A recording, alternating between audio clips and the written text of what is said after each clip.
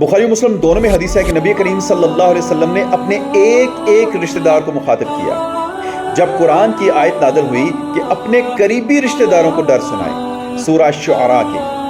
تو نبی کریم صلی اللہ علیہ وسلم نے کہا، اے نبی کے چچا عباس، میرے مال سے تمہیں جو لینا ہے وہ لے لے، اگر اللہ کے ہاں تمہاری پکڑ ہو گئی تو میں تمہیں چھڑا نہیں سکوں گا۔ پھر آپ صلی اللہ علیہ وسلم نے اپنی پھپھی کو مخاطب کیا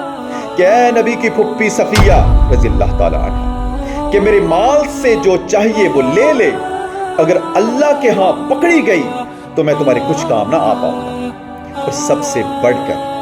جنتی عورتوں کی سردار جو بخاری مسلم میں آیا ہے، حضرت سیدہ فاطمہ رضی اللہ تعالی عنہ، اے نبی کی بیٹی فاطمہ رضی اللہ تعالی عنہ، میرے مال سے جو تمہیں چاہیے وہ لے لے، اور اگر اللہ کے حضور تم پکڑی گئی تو میں تمہیں چھڑوا نہیں سکوں گا۔ اب مجھے بتائیے کہ ان آیات اور ان احادیث کے ہوتے ہوئے ہم کون سی خوش فہمی میں گم ہیں، ہم کس قسم کی بھول میں ہیں؟